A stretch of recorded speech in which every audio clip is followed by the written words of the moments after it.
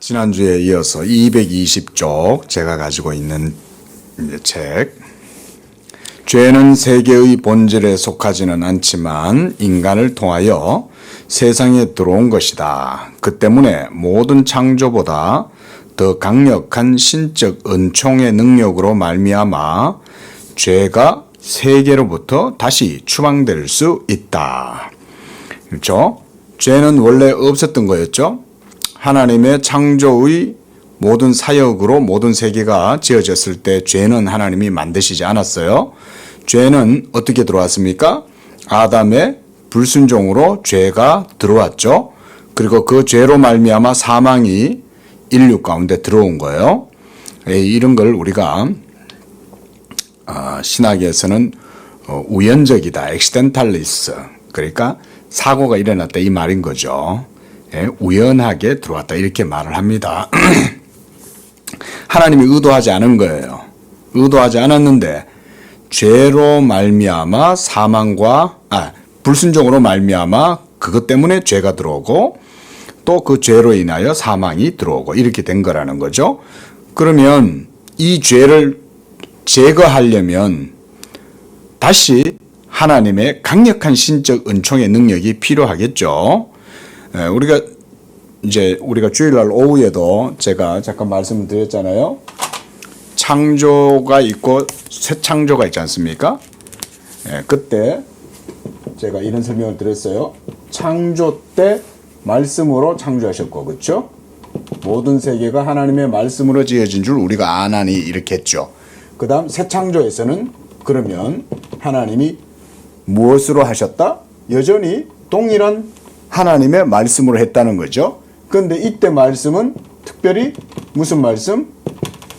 성육신하신 그리스도의 말씀이죠. 그렇죠? 이걸 우리가 제2위격이신 성육신하신 그리스도의 말씀. 우리 신학에서는 이걸 그래서 기독론이다 뭐 이렇게도 말을 하고요. 또 중보자 예수 그리스도를 통한 그 말씀, 이게 바로 복음인 거예요. 개념이 이렇게 되는 거예요. 이 복음이 바로 뭐예요? 하나님의 말씀이죠. 사도 베드로도 너희에게 전한 바 이 복음이 하나님의 말씀이다 라고 말을 하잖아요. 바로 이런 개념 속에서 하나님의 말씀을 이해하는 거예요. 우리에게는 이제 하나님의 말씀은 율법도 하나님의 말씀이지만 우리를 구원하는 말씀은 사실은 율법보다는 예수 그리스도의 복음이죠. 그렇죠? 그래서 여기서 지금 바윙크도 이런 표현을 쓰는 거예요. 그 죄를 추방하기 위해서는 창조 때의 말씀의 사역보다 더 강력한 신적 은총의 능력이 있어야 된다는 거예요. 이게 뭐냐? 한마디로 복음, 하나님의 말씀 이거다. 이렇게 신학적으로 이렇게 이해를 해야 되는 거죠. 자, 그 밑에 문단. 자, 끝에 가서 죄란 인간이 일단 그것을 범한 후에 그것을 스스로 고칠 수 있는 행동이 아니다.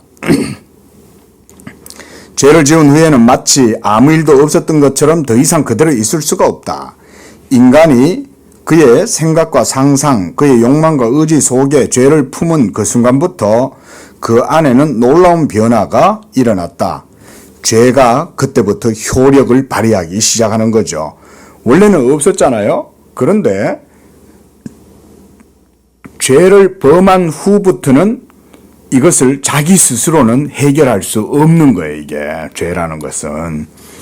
그리고 아무 일이 없었던 것처럼 그대로 있을 수도 없어요. 그때부터 죄는 인간이 바로 그 욕망과 의지 속에 죄를 품은 그 순간부터 작용하기 시작하는 거예요. 거기 보면 욕망과 의지, 생각, 상상 이런 거잖아요. 벌써 이런 것, 그러니까 인간의 마인드, 정신 속에 벌써 죄가 영향을 미치기 시작하는 거예요. 이게. 자, 어떤 건지 좀 더 봅시다. 자, 그 다음 밑에 줄. 자신을 숨기려고 하는 사실에서 분명하다. 아담과 하와가 자기를 숨기려고 하잖아요. 처음에 그들은 하나님을 두려워하지 않았죠. 에덴 동산에 거니시는 여호와하고 매일 만난 거예요. 그러면서 하나님이 와가지고 아담아 이거는 먹지 마.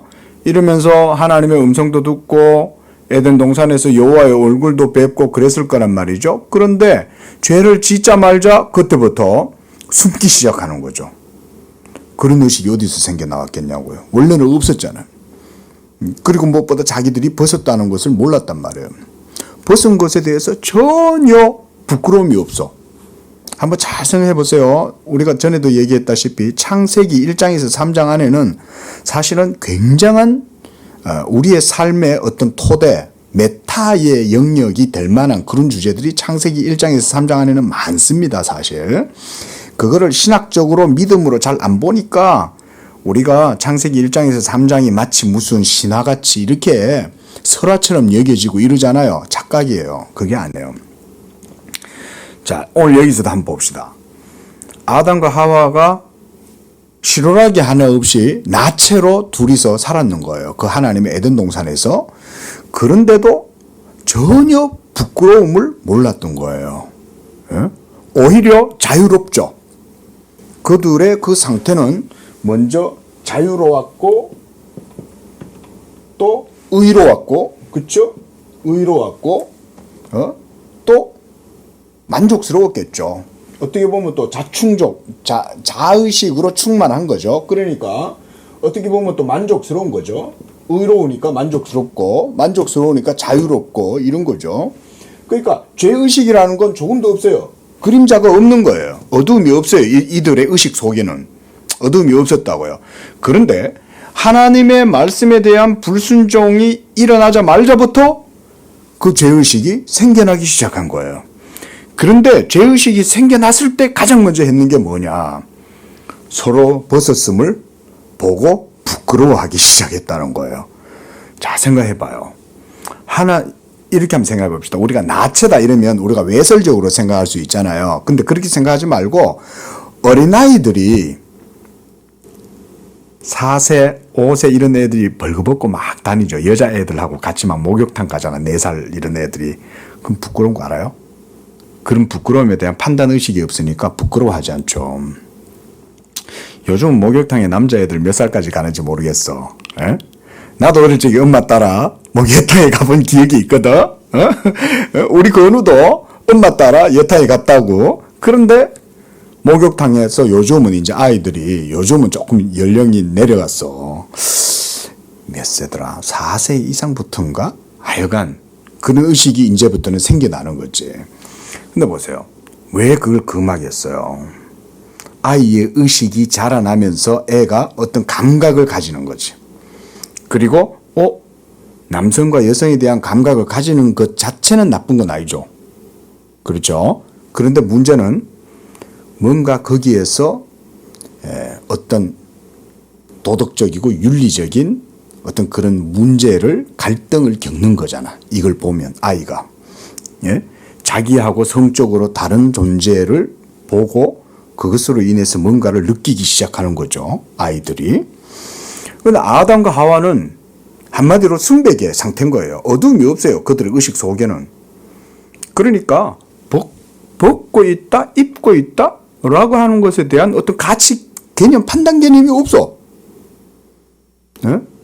벗고 있어도 그거 벗고 있는 게 뭐 문제인데 이렇게 되는 거지. 네? 왜? 하나님이 창조하신 상태 그대로의 모습을 아름다운 신체의 형상을 그대로 드러내 보여주는 거니까. 야, 아담, 당신의 그 여체가 어찌 그리 아름답소? 이랬을 거 아니에요. 그리고 또 하와는 또 아담을 보면서 자기 정말 식스팩 복근 멋있다 이러면서 어쩌면 둘이서 이러면서 하나님이 창조한 그 몸의 아름다움에 어둠을 못 느꼈을 거 아니에요. 이해되죠? 예술가들이 말하자면 이런 것들을 넘어서잖아요. 그렇죠? 그래서 보면은 뭐 어떨 땐 모델들을 이렇게 데려와 가지고 옷을 벗겨놓고는 그림을 그리거나 뭐 이렇게 조각을 하고 이렇게 하잖아요. 근데 그런 것 속에서 어떤 인간적인 그런 것들을 보겠다고 이제 예술가들이 그렇게 하는 건데 아담과 하와도 그랬다 좀 미학적으로 말하자면 그런 거예요. 하나님이 창조하신 인간의 몸의 아름다움을 있는 그대로 보는 거예요. 그러니까 그거를 전혀 무슨 외설적이나 무슨 뭐 19금이나 이렇게 생각을 안 하는 거죠. 한마디로 음욕을 품고 보지 않는 거예요. 근데 죄가 들어오고 나니까 그때부터 벗었음이 부끄러워지기 시작하는 거예요. 그 의식이 어디서부터 생겼겠어요? 죄 때문에 생기는 거죠. 그래서 그 네 번째 줄 밑에 내려오면 그들은 스스로 죄책과 불결함을 느꼈고 서로에 대해 자신들을 감추기 위해서 무화과 잎으로 함께 꿰맞추어 입었다. 감추고 싶은 거지. 뭐 때문입니까? 몸이 더러워서 그런 건가요? 아니죠. 죄가 양심을 고발하는 거죠. 양심이 벌써 죄를 느끼게 하는 거예요. 그러니까 그걸 감추고 싶은데 그걸 자기 몸을 통해서 보는 거지, 그게. 자, 그 밑에 문단. 그러나 죄의 결과는 항상 그런 것이다. 우리는 하나님과 우리 자신들과 우리 이웃들에 대해서 이런 내적이고 영적인 솔직성을 잃었으니. 왜? 죄 때문에. 예? 그 다음 못 믿는 거죠, 서로. 내가 죄가 있지만 저쪽도 죄가 있잖아요. 그러니까 서로 이제 못 믿는 거야. 그래 따지면. 이런 솔직성은 우리 마음 속에 있는 무죄하다는 의식에서만 일어날 수 있다. 그러니까 여기서 이제 번역을 솔직성 이렇게 해놨는데 약간 이제 좀 문맥상 좀 자연스러워 보이진 않습니다. 솔직함이란 말은 자유함이라는 말이잖아요. 거리낌이 없다는 얘기잖아요.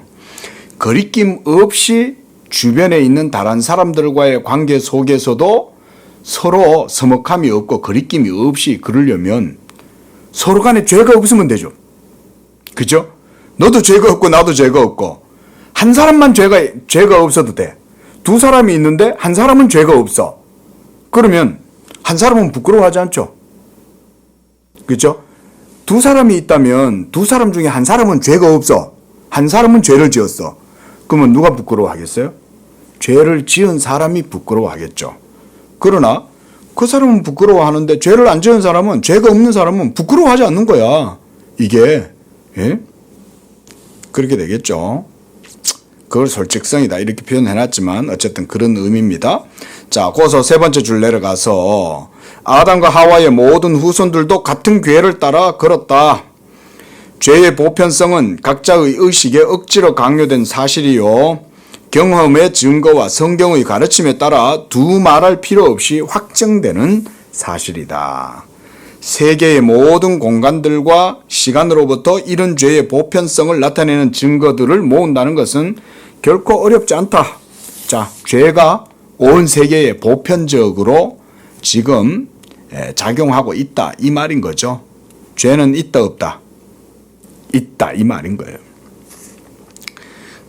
자, 내려가서 그 다음 페이지에 자, 죽을 수밖에 없는 인간의 병 중에는 이성의 어두움도 있고 죄를 지을 수밖에 없는 필연성도 있을 뿐만 아니라 죄를 사랑하는 것도 있다. 아무도 양심에 있어서 자유롭지 않다. 양심이 우리 모두를 배반자로 만들고 있다. 인간이 져야 할 가장 무거운 짐이 죄책의 짐이다. 그것은 인류 역사로부터 사방에서 다양한 소리로 우리에게 들려온다. 아담도 그랬죠. 가인도 그랬잖아요.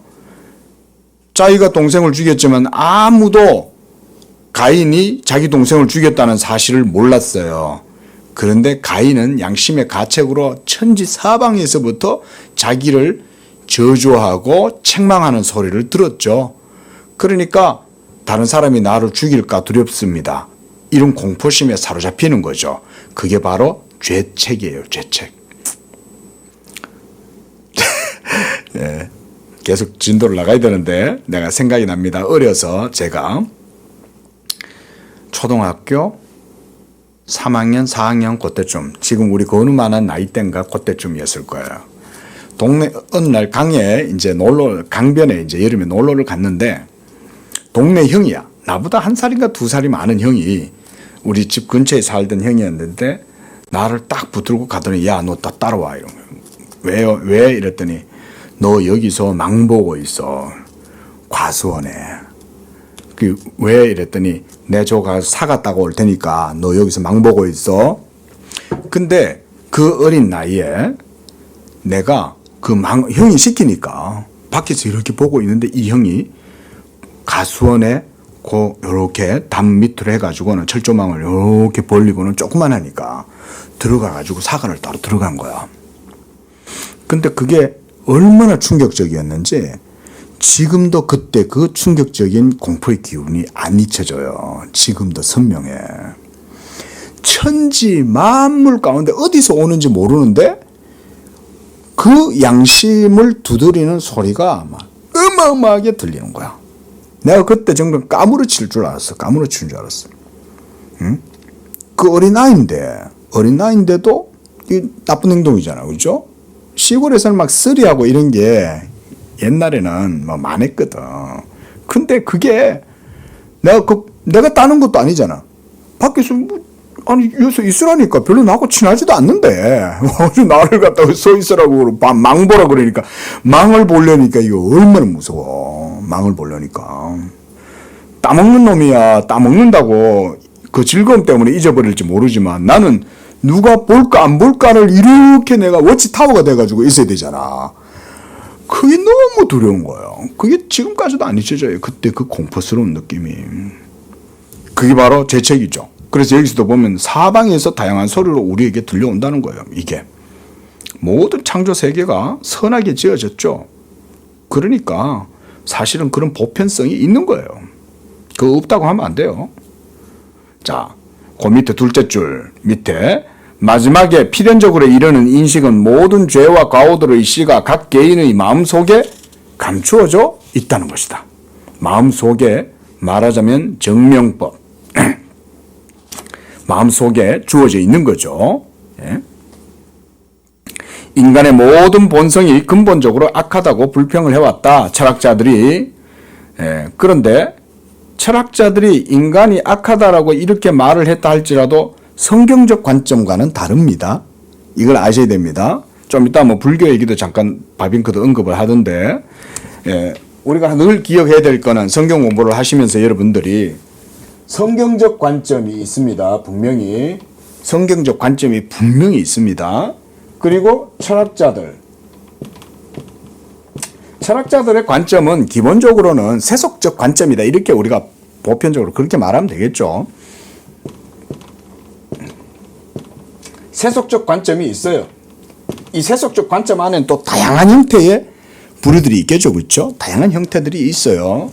하지만 크게는 이렇게 두 가지로 나뉘어져요. 성경적 관점과 그렇지 않은 인간적인 관점들이 있습니다. 왜냐하면 일단 죄라는 것이 어느 정도 현상적으로 드러나잖아요. 그리고 죄라는 것 자체를 부정할 수는 없잖아요. 어떻게 보면. 맞잖아요. 그러니까 철학자들도 이런 거에 대한 고민을 해요. 그러나 죄의 본질이라든가 그 특성이라든가 이런 것들을 우리가 정의를 내린다. 데피니션. 정의를 내릴 때는 저마다 다 관점이 다른 거죠. 그렇죠? 그러나 우리는 성경적 관점으로 죄의 본질에 대해서 정확하게 바라볼 수 있어야 된다. 그거죠. 자, 그래서 그 다음에 보면 인간이 자신에 대해 설파한 이런 판단을 성경이 확증한다. 그렇죠? 성경도 말해준다. 그 내용이 성경 속에 나오는 죄에 대한 모든 내용이 그 문단에 있는 거예요. 자, 이건 넘어가고요. 그 다음 문단. 구약의 모든 성도들이 이런 신적 증거, 즉 모든 세계가 죄 가운데 있고 인간 가운데 죄가 있다는 것을 증거한다 이거예요. 그래서 거기서 한 5번째 줄 내려가면 다 치우쳤으며 함께 더러운 자가 되도다. 선을 행하는 자가 없으니 하나도 없도다. 그랬어요. 그리고 그 문단의 제일 끝에 한마디로 말해서 선을 행하고 죄를 범치 아니하는 의인은 세상에 전혀 없다. 맞잖아요. 그렇죠? 시타르타가 그렇게 이제 말하자면 세속을 떠나가지고 이렇게 이제 불도에 심취해가 있고 그렇게 해서 돌을 닦고 그렇게 할 때 그럼 시타르타 속에 죄가 없냐? 죄가 있으니까 그거가 있는 거예요. 죄가 있으니까 모든 속세를 떠나가지고 가는 거예요. 벗어나고 싶은 거죠. 죄에서. 그렇죠? 뭐 불교 좀 이따 불교 얘기도 하겠지만 뭐 업보 이런 게 있잖아요. 이 생의 수레바퀴 불교에서는 이것을 뭐 생애 수레바퀴라 그러나요? 그래도 윤회의 수레바퀴가 있고 생애 수레바퀴가 있잖아요. 그렇죠? 뭐 생로병사가 있고 뭐 이러면서 그러니까 그런 것들이 있으니까 그걸 벗어나고 싶으니까 이제 출가하는 거 아니겠어요? 그게 문제는 해결할 수는 없는 거죠. 문제는 고민을 하지만 해결할 수는 없어요. 불교가. 자, 그다음 밑에 문단 세 번째 줄. 하나님 앞에서 자신을 죄인으로 깨닫게 되었던 경건한 자들의 마음 속에 바로 이런 죄에 대한 고백이 누구나 다 있을 수밖에 없다. 자, 제가 가진 책 222쪽 밑에 문단. 성경은 우리에게 성도들을 종종 스스로 매우 심각한 죄악으로 죄책을 느끼는 죄인으로서 그려주고 있다. 성경은 분명히 이 죄에 대해서 얘기해주고 있죠. 그렇죠? 그러니까 성경의 관점은 인간을 적나라하게 보여줘요. 성경이 이게 특징이에요. 하나님이 다윗을 너무 사랑하죠. 다윗은 한마디로 하나님의 놀라운 은총을 입은 그러니까 우리가 다윗 언약이라고까지 말하잖아요. 그렇죠? 그런데 이 다윗이 어떤 죄를 저질렀어요? 입에 담지 못할 추악한 죄를 저질렀잖아요. 그것도 한두 번 지은 게 아니에요. 또 다른 죄를 지어가지고 다윗의 죄 때문에 백성들이 죽임을 당하고 막 이런 일들을 겪기도 하고 다윗도 하나님 앞에 연약한 인간이었던 거예요. 근데 성경은 그런 거를 안 숨기죠. 미화하지도 않죠. 있는 그대로 얘기하죠. 하나님 말씀이니까 그런 거예요. 하나님 말씀이니까. 성경만이 그렇게 얘기해요. 베드로를 얼마나 미워하고 싶어 합니까? 특히 로마 카톨릭. 그렇죠? 왜냐하면 로마 카톨릭에 있어가지고 교황의 수임권, 교회의 머리가 사도 베드로라고 생각을 하잖아요. 그러면 로마 교회는 사도 베드로를 엄청 미워하는 거예요. 근데 성경은 정작 베드로를 그렇게 얘기하지 않죠. 그렇죠? 베드로가 주님을 3번이나 부인하고 저주까지 하잖아요. 아니 저주까지는 좀 심하지 않나? 그래 부인하는 건 이해가 돼. 근데 왜 저주까지 해? 인간적으로 우리가 이런 생각해 볼 수 있잖아. 너무 상황이 이제 자기 생명의 위협을 느끼니까 겁이 나가지고 쫄아서 도망가면 되는 거지. 자기는 결코 예수를 모른다라는 것을 더 확실하게 말하려고 저주까지 하는 거지. 그렇게 연약한 게 베드로였던 거예요. 또 베드로가 성령의 충만함을 받고도 이후에 또 실수하죠. 유대인들하고 같이 밥을 먹고 있는데, 이방인들하고 같이 밥을 먹고 있는데, 유대인들이 들어오는 거예요. 그러니까 그 유대인들 때문에 괜히 자기가 무슨, 눈칫밥 먹고 이러니까 걔는 눈치 보다가 그 자리를 슬그머니 떠나는 걸 사도 바울이 본 거죠.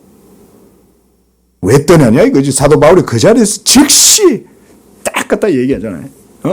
너 말이야, 율법을 제대로 지키지도 못할 거면서 여전히 그런 율법의 외식에 사로잡혀가지고 너 지금 마음이 지금 시험을 받았는데 그 시험에 네가 지금 걸려서 넘어지냐? 사도가 돼가지고 이런 말 했을 거 아니에요. 그럼 베드로 정도가 되면 어때요? 지도자로서 그때 당당하게 했었어야지. 그렇게 연약한 거예요. 베드로도 시험을 당한 거야. 그 성경은 그런 것에 대해서 객관적이고 적나라하게 다 말해줍니다. 인간의 모습에 대해서. 자, 곧 넘어가고요. 자, 그 다음 문단. 신약도 역시 전 인류의 이런 죄악된 상태를 조금도 의심치 않고 인정한다.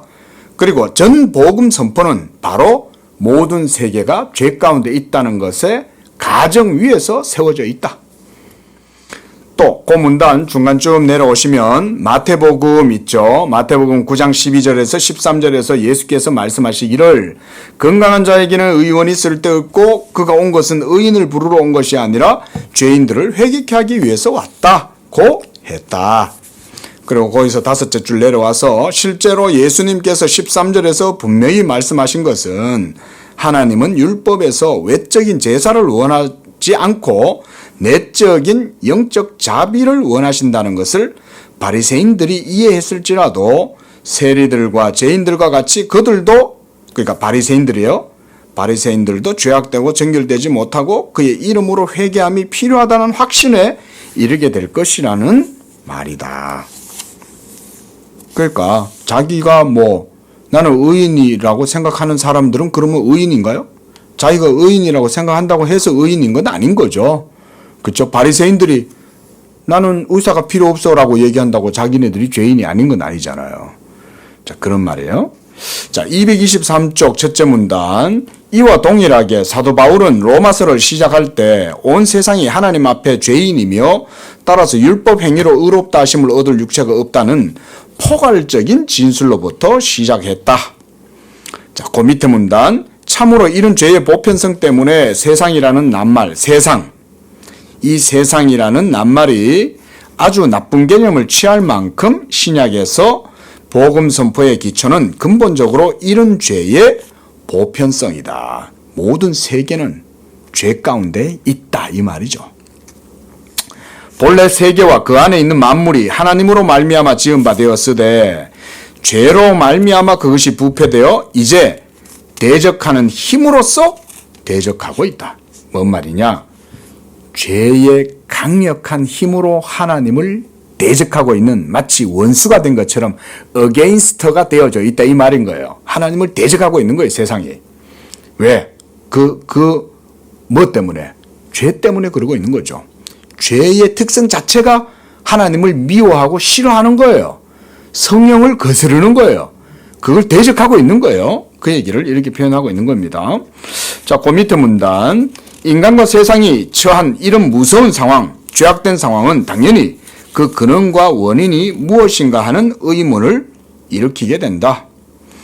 최초의 죄는 어디서 왔고 보편적 죄는 어디에서 왔는가? 그 밑에 줄. 인류의 죄책과 부패성은 어디에서 왔는가? 또 그 밑에 줄. 에덴 동산에서 범한 최초의 죄와 또 땅을 휩쓸었던 홍수 사이에는 무슨 관계가 있는가? 그리고 그것이 있다면 이 관계의 본성은 또한 무엇인가? 이제 죄에 대해서 좀 더 깊이 있게 좀 우리가 생각해 보자 이런 말인 거죠. 그러면 도대체 이 죄는 어디서 왔고 어떤 것이냐 이거예요. 자, 그 예로 이제 바빙크는 곧 바로 다음 문단부터 펠라기우스라고 하는 신학자에 대해서 얘기를 합니다. 자, 펠라기우스라고 하는 사람은 특히 이 어거스틴, 우리가 이제 아우구스티누스라고 그러죠. 이 어거스틴과의 자유의지 논쟁에 아주 주요한 이제 그 논적자였어요. 자, 펠라기우스는 인간의 죄성에 대해서 뭐라고 이해했는가? 그게 이제 첫 번째 바빙크가 설명하는 거고, 그 다음에 이제 세미 펠라기우스가 있어요. 반 펠라기우스. 그들의 또 입장은 뭐냐? 이렇게 이제 바빙크가 이런 설명을 합니다.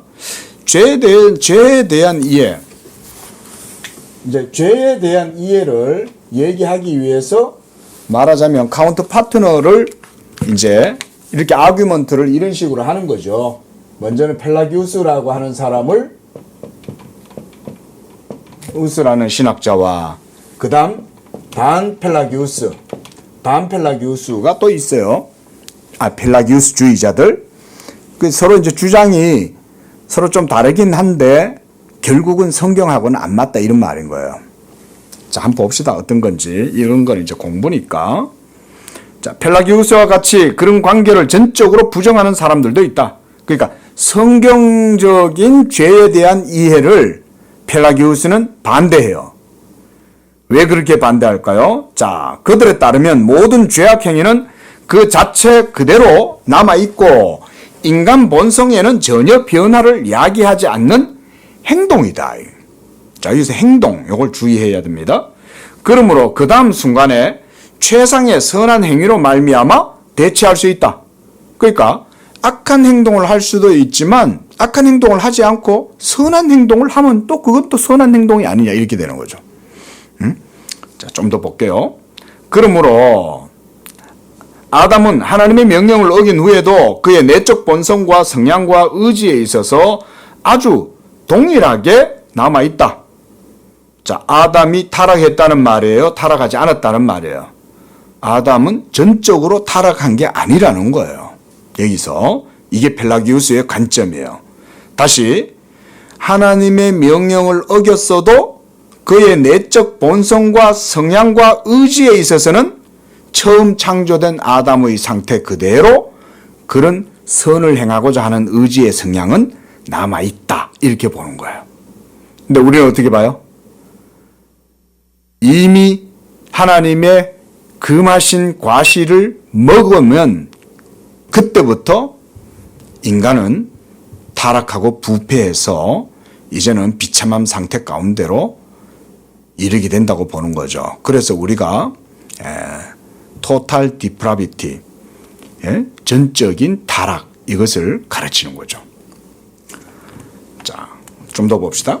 바로 그 밑에 줄. 인간으로부터 나온 모든 자녀들이 아담이 원래 취했던 것과 똑같은 무죄하고 무차별한 본성으로 태어난다. 이렇게 펠라기우스는 보는 거예요. 자, 아담이 처음에 창조된 그 상태는 실격된 게 아니라 여전히 그 본성 속에 있는 거예요. 그러니까 있어서 죄의 행동을 안 하는데 그러면 선을 행하게 된다는 거야. 펠라기우스는 이렇게 어떻게 보면 되게 단순하게 생각을 한 거죠. 죄는 사실은 그보다 더 깊이 있게 사실은 살펴야 돼요. 근데 아담에게서 태어난 후손들도 아담과 같은 그런 자질과 성향을 가지고 있는 거예요. 그래서 전적으로 타락한 게 아니고 여전히 그들도 선을 선택할 수 있는 그런 자질과 성향을 가지고 있다고 보는 거예요. 자, 그러면 자유의지가 있다는 말이에요? 없다는 말이에요?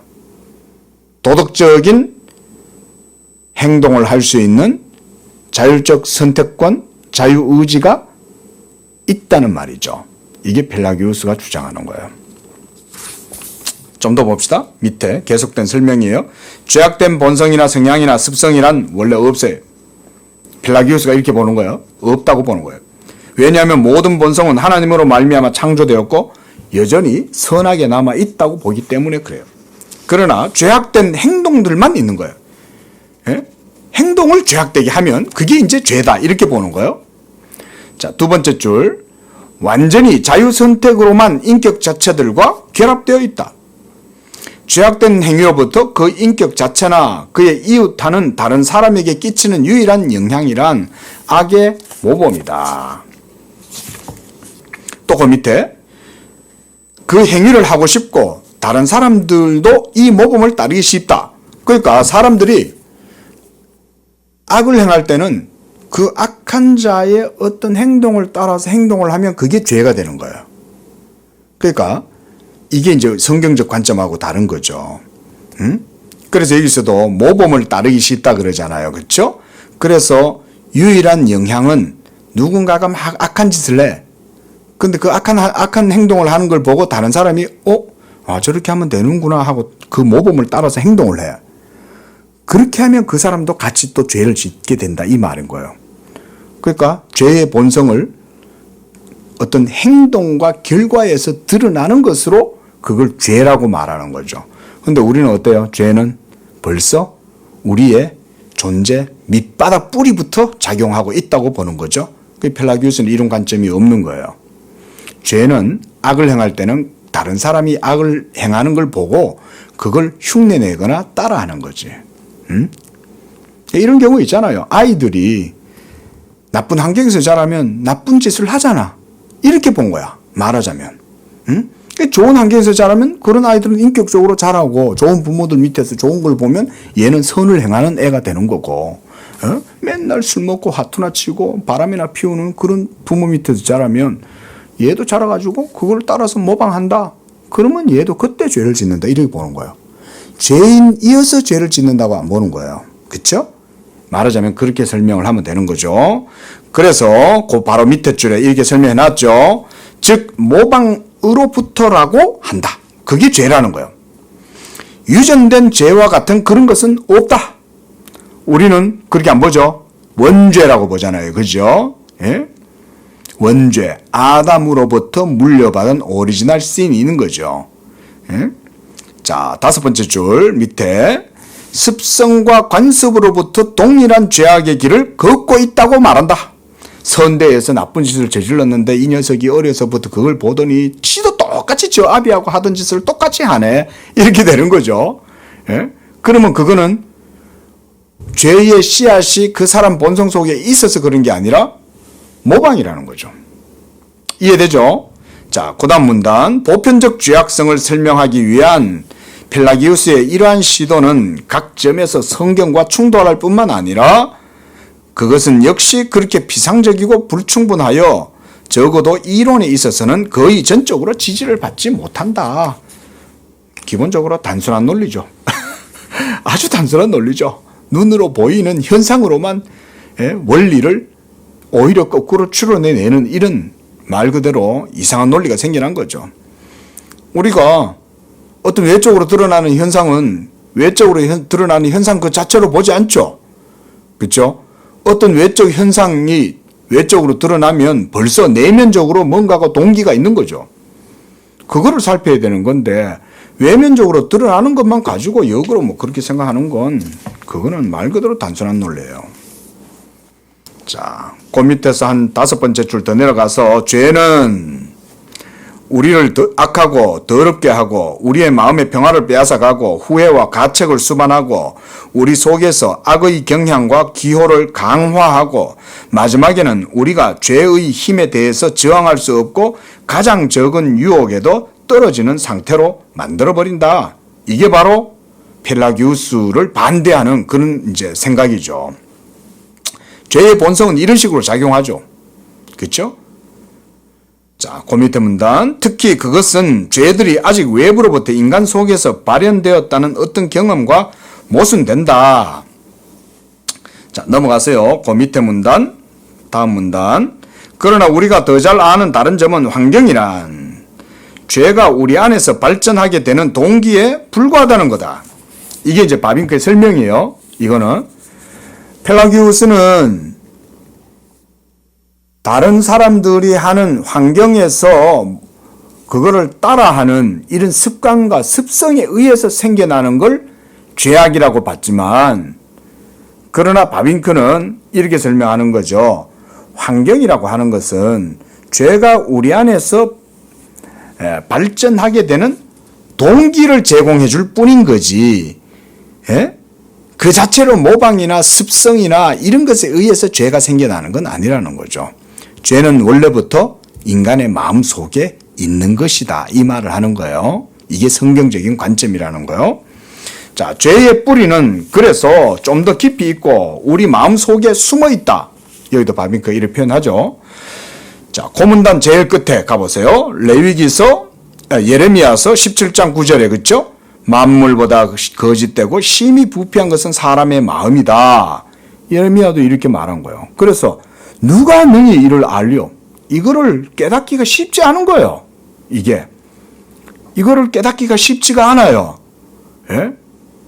첫째로 이 죄가 우리 속에 심히 깊이 뿌리 박혀 있다는 사실을 깨달으려면 우리에게 뭐가 필요합니까? 또 말씀이죠, 그렇죠? 말씀이 우리 영혼에 뭐가 될 때? 거울이 될 때, 그렇죠? 시금석이 돼야 되잖아요. 기준이 있어야 되잖아요.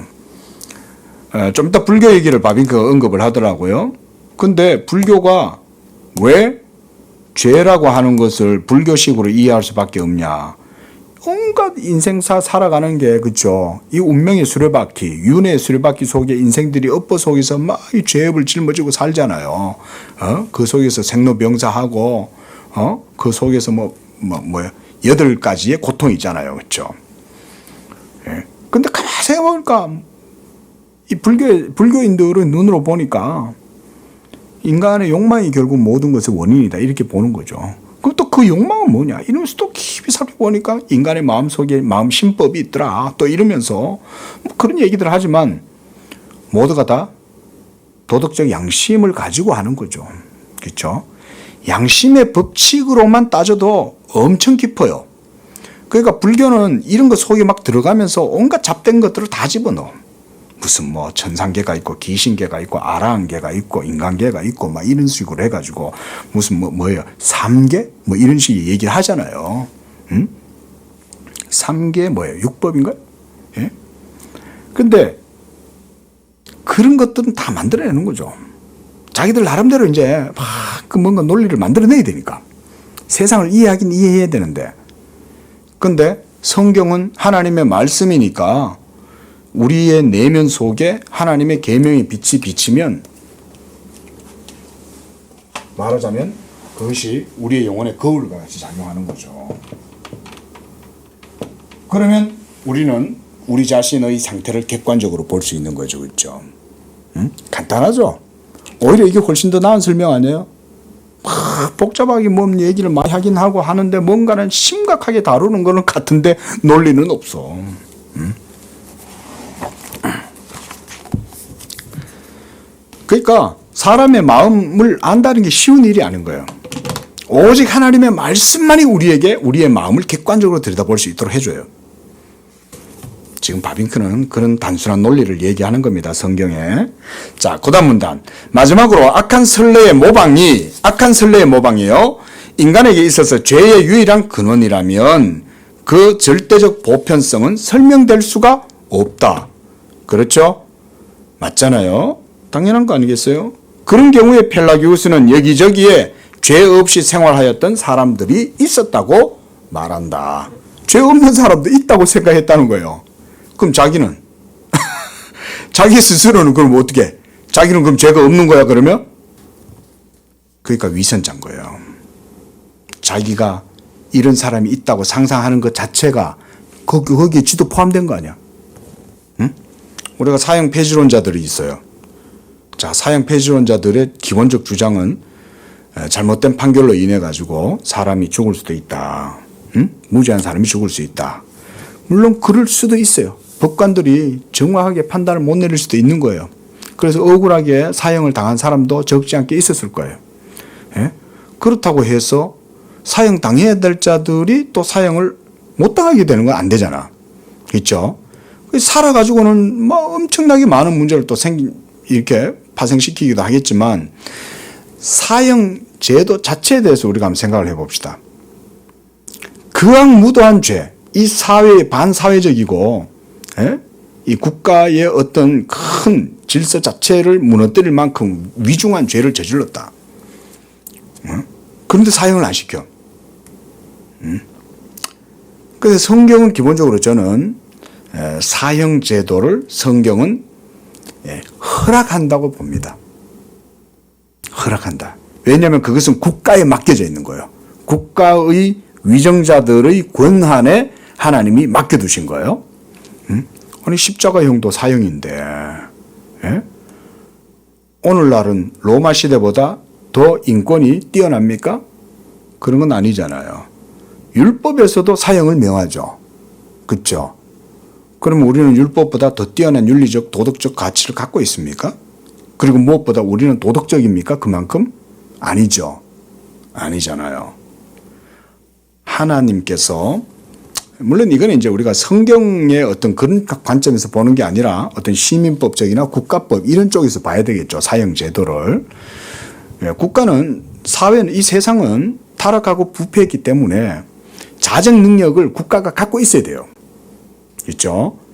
그걸 법을 권위 있게 실현을 할 때 그걸 통해서 모든 이제 국가의 질서들을 세워나가고 이렇게 할 수 있는데 사형 제도를 부정한다는 것은 좀 더 자기에게로 소급하면 내가 그런 죄를 지어도 나는 사형 당하면 안 돼라는 논리가 그쪽으로 다 연결되잖아요. 그렇지 않습니까? 나중에 나도 저 사람처럼 악한 죄를 저지를 수 있다면 그래서 내가 법에 걸린 거야. 그러면 나도 사형 당하지 않아도 돼. 라는 말이 되잖아요.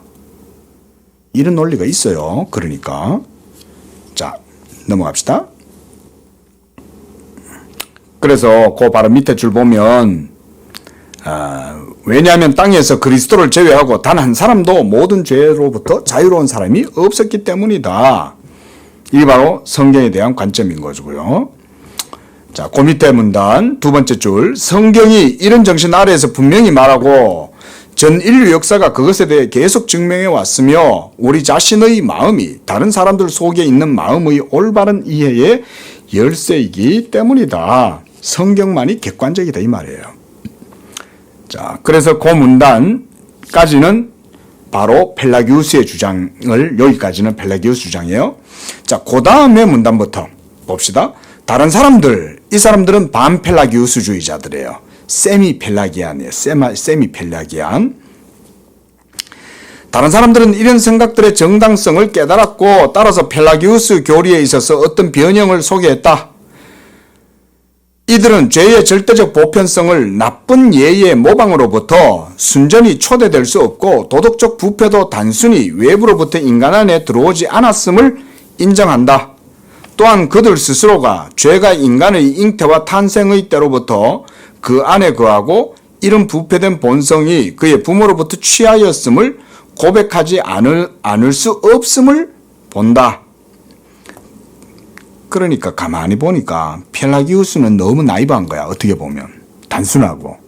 그러니까 좀 더 보니까 인간의 죄라는 게 그거보다는 더 심각하고 더 뿌리가 깊다 이런 생각을 한 거죠. 근데 성경적 관점까지는 가닿지는 못한 거야. 어느 정도 펠라기우스의 관점을 그대로 다 받아들이기에는 이게 좀 뭔가 문제가 많은 것 같아. 논리적으로. 그 얘기예요. 그러니까 자, 그러나 그들은 본능적으로 인간이 갖고 있는 이런 도덕적 부패성은, 자 보세요. 이게 이제 반펠라기우스주의자들의 생각입니다. 죄책의 성격을 띤 본질적인 죄는 아니라고 본 거예요. 그러면 뭐냐? 어떤 형벌도 받지 않는다고 본 거예요. 이 사람들은. 왜냐하면 그건 본질적인 죄가 아니니까. 본질적인 죄가 아니라는 것은 가변적이라는 말이잖아요. 바꿀 수도 있다는 말이잖아. 다르기도 할 수 있다는 말인 거거든. 자, 그러니까 그 다음 봅시다. 인간이 그 성장에 따라 어려서부터 이제 유아기에서부터 점차 이제 철이 들어가지고 머리가 굵어지겠죠. 그럼 환경이 그에게 작용하겠죠. 그렇죠? 그래서 막 아버지가 맨날 술 먹고 화토나 치고 막 이러고 깡패고 뭐 이러면은 이제 그런 식으로 이제 보는 거예요. 그래서 그 안에 자발적으로 만족하고 그들을 추론에 의해서 진리로서 받아들이며 자유의지로 인하여 그 부패를 죄악된 행위로 바꿀 때만, 요게 이제 포인트예요. 예?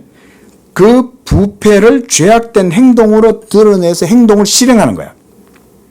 그렇게 행동할 때만이 이런 도덕적 부패성은 악하고 죄책과 형벌을 받을 만한 것이다 라고 보는 거예요. 이것도 역시 펠라기우스하고 크게는 다르지 않죠. 인간 속에 죄의 본질이 뿌리 깊이 박혀 있어서 그거 자체만으로도 벌써 지옥 형벌을 받을 수밖에 없다. 우리는 이렇게 말하잖아요. 있죠? 아담 안에서 태어난 모든 자들이 성령으로 거듭나지 않으면 어떻게 돼요? 성경은 모두가 다 지옥 간다고 그러는 거예요. 응? 근데 이 논리를 하면 어때요? 그들은 지옥 가면 억울한 거죠. 죄도 없는데, 그런 논리가 이런 데서 나오는 거예요. 이런 데서. 이런 도덕적, 그 밑에, 이런 반펠라기우스의 견해는, 그랬어요. 이제 여기서 반펠라기우스란 말이 나왔습니다. 상당한 양보라고 할 수 있을지라도, 그러니까 펠라기우스보다는 조금 더 진일보한 관점이라 할지라도 이 말입니다. 그러나, 이것은 반성에 있어서 아주 불충분하다. 반성이란 말은 바른 관점을 취하는 리플렉션이 되기에는 아직은 부족하다 이 말인 거예요. 논리성이 여전히 부족하다. 왜냐하면 죄는 항상 불법과 하나님께서 합리적이고 도덕적 피조물에게 정하신 법을 어기는 것과 이탈해 있기 때문이다. 벌써 여기서 이제 바빙크는 모든 죄의 기준을 바로 하나님의 법에다가 두고 있는 거죠. 이게 이제 성경적 관점이에요. 우리는 불법, 죄, 그게 뭐냐? 이러면 하나님 말씀을 벗어난 거 이거예요. 그런 법으로부터 이탈은 인간 행동에서 일어날 수 있지만 역시 그의 성향과 경향, 그가 잉태하여 탄생 때부터 공유하는 본성에서 일어난다. 반펠라기우스주의는 이것을 인식했고 인간의 의지 행위에 선제하는 도덕적 부패성에 대해서도 말했다.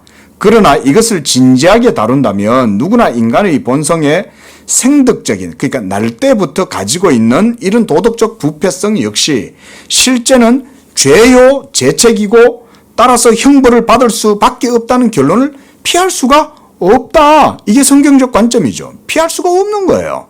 근데 반펠라기안들도 여전히 펠라기우스적인 논리를 벗어나지 못하고 있는 거죠.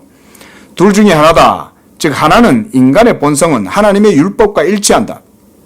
이게 첫째고, 그렇기 때문에 그것은 율법에 일치해야 한다는 것이다. 그러나 그때의 경우 그것은 도덕적으로 부패하지는 않는다. 이게 그들의 관점입니다. 또 다른 하나, 그것이 도덕적으로 부패한 경우다. 그러나 그때의 경우 그것은 역시 하나님의 율법과 일치하지 않고 불법적이고 이치에 맞지도 않으며 결과적으로 인간을 유죄하며 형벌을 받을 수밖에 없는 존재가 되게 한다.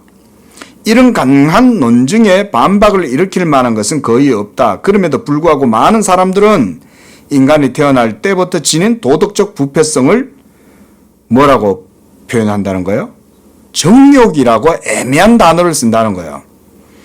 우리가 그래서 성경적인 개념을 날카롭게 취하고 배워야 됩니다.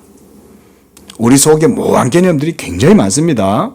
그래서 우리가 성경 공부를 하는 이유가 바로 이런 개념들을 깨뜨려내 나가는 거죠. 그래서 성경적인 개념을 수립하는 거예요, 우리 안에. 근데 사람들이 그거는 죄는 정욕을 꼭 죄라고 할 수 있겠어? 이렇게 본다는 거죠. 예? 여기에. 그래서 그 필연성으로부터 이런 것으로 도피를 하려고 그런다는 거예요. 자, 도덕적 부패성을 정욕이라고 한다고 해서 죄가 아니게 되냐? 그건 아니잖아요. 근데 정욕이라는 애매한 단어를 씀으로써 죄의 본질에 대해서 그 보편성에 대해서 피하려고 그러는 거죠.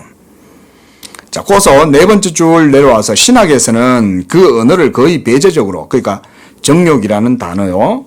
그거를 배제적으로 인간의 선천적인 생식욕, 우리가 먹고 입고 쓰고 살아가는 이런 욕구들 있잖아요. 이런 건 어떻게 보면 죄가 아니죠. 아니, 먹고 싶어 하는 게 뭐 죄예요? 그렇죠? 뭔가 어떤 창조적인 진취적인 어떤 일을 하고 싶어 해.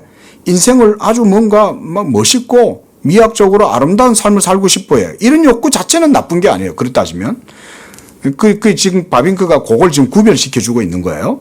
그런 욕구가 있다고 한들 그 욕구는 그건 죄가 아니지. 이렇게 말해요. 그 설명입니다. 따라서 이런 정욕이 비록 창조 시에 인간에게 주어졌을지라도 그 자체가 죄악된 것은 아니었으나 그에게 죄 짓기 아주 쉬운 동인이 되었다는 생각에 이르게 되었다. 그러니까 반펠라기우스주의자들이 이렇게 오해했다는 거예요. 자, 물을 먹고 싶은 거예요. 가령 예를 들어서 물을 먹고 싶어 해요. 물을 먹고 싶은 것은 우리의 신체가 자연스러운 바램이죠. 목이 마르면. 근데 물이 먹고 싶기는 한데 이걸 돈을 주고 사 먹어야 돼. 예를 들어서. 근데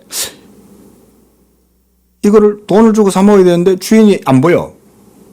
그럼 물은 먹고 싶고 그냥 먹어버린 거예요. 주인한테 돈도 안 주고. 그러니까 말하자면 죄는 그런 식으로 생겨난다고 생각하는 거야. 예? 그러니까 욕구와 범죄를 구별을 못하는 거죠. 이들의 논리는. 지금 그 얘기예요. 제가 이해가 쉽도록 이제 이런 얘기를 한 거예요. 그러니까 욕구와 욕망의 차이를 바빙크가 지금 펠라기우스주의자들이 이런 것 때문에 오해한다는 거예요. 그러니까 그들은 욕구를 욕망과 연결을 해가지고 그게 무슨 죄냐, 욕구잖냐. 아, 그래, 주인 없을 때 물 한 병 좀 먹고 마시고 나중에 돈 주면 되지. 잊어버리고 간 거예요, 또. 돈을 안 주고. 예? 뭐 그 정도지. 죄를 이제 그런 식으로 이해를 한다는 거예요. 그래, 어때요? 우리는 그게 아니죠. 이미 죄는 우리 속에 생득적으로 벌써 갖고 있는 거죠. 이게 성경적 관점이다, 이거요. 그래서 이런 모든 생각에 대해 문제를 삼은 사람이 칼빈이었다. 칼빈은 인간이 태어나게 되는 도덕적 부패를 정욕이라는 이름과 관련해서 생각하는 것을 반대하지 않았다. 그러나 이런 언어가 올바른 의미로 이해되어야 할 목적 때문에 첫째로 필요하게 된 것이 욕구와 정욕 사이를 칼빈은 구별했다는 거예요. 이제 보다 더 아주 상세하게 자세하게 이제 논증을 펼쳤던 거죠. 칼빈도. 욕구는 본래 죄악된 것이 아니고 창조 시에 하나님 자신으로 말미암아 주어진 것이다. 그래서 그 두 번째 줄 밑에 내려가면 셀 수 없는 많은 결핍들이 있고 수많은 욕구들이 있다. 있죠. 예? 가난하기 때문에 좀 더 부유하게 살면서 풍성하게 살고 싶은 욕구, 그 자체도 그렇게 보면 죄라고 할 수는 없어요. 그렇죠? 빈곤하잖아요. 빈곤을 벗어나고자 하는 것 자체가 뭔 죄냐? 그러니까 그거를 객관적으로 구별을 하는 거지. 하지만 도둑질을 하고 욕망을 품고 다른 사람을 정복하고 싶어하고 다른 사람을 죽이고 싶어하고 지배하고 싶어한다. 이런 건 벌써 교만한 마음이 작동하는 거잖아요. 그러면 이거는 단순한 욕구가 아니라 이것은 죄의 정욕이죠. 야망이잖아요. 칼빈이 이런 거 구별했다는 거예요. 자, 거기서 밑으로 쭉 내려가서 한 5번째 줄. 인간의 이성은 그렇게 창조되었기 때문에 진리에 대한 욕구도 있고 인간의 의지도 하나님으로 말미암아 창조된 그의 본성 때문에 선에 대한 욕구도 있다. 욕구란 본능적이라는 거예요. 자, 제가 가진 책 227쪽 방금 읽었던 문단 제일 끝에 이것은 욕구는 아주 선하고 값진 욕구다. 본성적 하나님이 창조시에 주신 본성이니까 욕구 자체는 죄는 아닌 거예요. 그래 따지면. 자, 그러므로 욕구는 본래 악한 것이 아니나 마음과 의지와 같이 그들이 죄에 의해서 부패되었고 그로 말미암아 하나님의 율법과 충돌하게 되었다. 여기에서 이제 죄가 그 마음 속에서 욕구와 함께 작동하는 거예요. 이제 말하자면 물을 먹고 싶은데 이 먹고 싶은 욕구는 그래 따지면 뭐 어떻게 보면 나쁜 건 아니죠. 기계적이라고 한다면 그게 기계적인 게 뭐 나쁘게 거겠어요? 근데 그게 아니라 이거를 이제 악하게 이제 추구를 한다 이거죠. 그게 이제 율법과 충돌하게 된 거예요. 본성적 욕구가 아니고 죄로 말미암아 부패하고 무질서하고 과장되고 과도한 욕구들은 죄가 된다. 이렇게 말하죠. 둘째로 이것 이외의 욕구들은 결코 영적인 본성에도 해당된다. 영적인 것에도 욕구가 있어요. 그렇죠? 하나님의 영광을 더 깊이 알고 싶잖아요. 이런 건 선한 욕구죠. 하나님을 더 사랑하고 싶잖아요. 하나님과 더 깊이 교제하고 싶잖아요. 이런 선한 영적 욕구도 있다는 거죠. 그래서 인간이 창조될 때부터 인간에게 주어져 있다. 그리고 그것이 죄에 의해서 부패된 유일한 욕구가 아니다. 이렇게 말합니다. 그리고 제일 마지막 인간의 선한 욕망들은 나쁜 정욕들로 변화된다는 거예요. 그렇죠? 욕구가 있지만 그게 인간의 죄로 말미암아 정욕을 위하여 추구할 때는 그게 이제 죄로 바뀌는 거죠. 인간의 도덕적 부패성이 이런 의미에서 종욕, 정욕이라고 불려진다면 그것의 죄되고 죄책적인 성격은 의심할 것도 없이 확고하다. 그게 바로 죄고 그 죄는 반드시 죄책을 동반한다. 그런 얘기죠. 누가 물 먹고 싶어 했고 하나님을 너무나 뜨겁게 사랑했다고 누가 그것 갖고 뭐라 그래요? 그렇죠. 예? 먹고 싶어하는 마음을 가지는 거 그거가 뭐가 그렇게 정죄받을 만한 일이겠냐고요. 그런데 그게 아니라 거기에 이제 죄의 욕망이 뒤섞여 갖고 욕구가 정욕으로 변질되는 거죠. 이렇게 설명을 지금 하고 있는 거예요. 자, 그 밑에 문단까지만 보고 마칩시다. 이렇게 인간의 도덕적 부패성이 이런 의미에서 정욕이라고 불려진다면 이것은 확고하게 죄책이라는 거죠. 자, 그 밑에 줄 바울은 또한 많은 말로 율법이 탐내지 말라 하지 아니하였더라면 내가 탐심을 알지 못하였으리라고 말한다.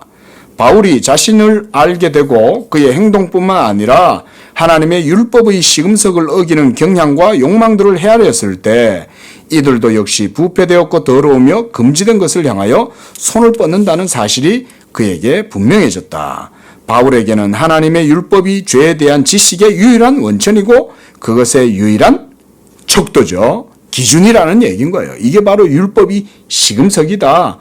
율법을 기준으로 해서 보면 펠라기우스의 논리는 그야말로 나이브한 논리고 반펠라기우스주의자들도 여전히 그 길을 근본적으로 못 벗어나는 거다 이 얘기인 거죠. 율법은 하나님의 말씀은 살았고 운동력이 있어 자유에 나선 어떤 것보다도 예리하여 우리의 영과 혼과 관절과 골수를 찔러 쪼개고 우리 마음에 숨은 모든 것들을 드러나게 하고, 이게 하나님의 율법이죠. 그만큼 율법은 가장 순결하면서도 우리의 영혼에 아주 거룩한 의의 시금석이 되는 거예요. 그러니까 우리 속에 감추어져 있는 것들을 다 드러내는 거예요. 이게 바로 하나님의 말씀의 속성이다. 자, 고문단 밑에서 네 번째 줄 봅시다. 하나님의 목전에서 어떤 태도를 취해야 하는가를 결정하는 것은 이런 하나님의 율법이다. 이런 율법과 비교될 때 의심할 것 없이 인간의 본성은 부패하고 정욕은 악한 것이다. 이게 바로 이제 성경적인 관점이고, 바빙크가 지금 이제 이런 얘기를 하는 겁니다. 뭐 불교에 관한 얘기도 뒤에 있는데 좀 보려고 하니 시간 좀 가서 여기까지만 하고 우리가 다음 주에 계속 또 봅시다. 자, 펠라기우스에 대한 내용, 반펠라기우스에 대한 내용, 펠라기우스에 대한 내용은 계속 좀 더 이어지네요. 자, 기도하겠습니다. 자비로우신 하나님 아버지, 이 저녁에 또 저희들 신앙도서 강독 시간을 통해서 죄의 본질에 대해서 더 깊이 있게 생각을 해보게 되었습니다. 죄는 단순한 주관적인 감정이라든가 어떤 충동적인 어떤 반응으로 나타나는 행동이 아니라 이미 우리 안에 깊이 뿌리 박혀서 아담에게로부터 부여받은 유전적인 형질이고, 이것이 이제 우리 모든 인류 가운데 보편적으로 드리워져 있는 것이지만, 많은 사람들이 하나님의 율법을 알지 못하여 이 죄를 여전히 주관적인 것이거나 또는 상황에 의해서, 어떤 환경에 의해서 습관적이고 모방적으로 이루어지는 것으로 이해하는 사람들도 오늘날 여전히 많이 있습니다. 그러나 우리가 이 죄의 본질을 하나님의 말씀을 기준으로 바르게 볼 수 있도록 도와주시고, 오직 이 죄에서 벗어나 자유함을 얻고 의롭다함을 얻게 되는 것은 하나님의 아들 예수 그리스도, 바로 우리의 중보자이신 그를 믿음으로 말미암아 그때만 우리가 하나님께 의롭다함을 얻게 된다는 이런 복음의 진리도 반드시 바르게 깨달을 수 있도록 은혜 내려 주시옵소서. 예수님의 이름으로 기도합니다. 아멘.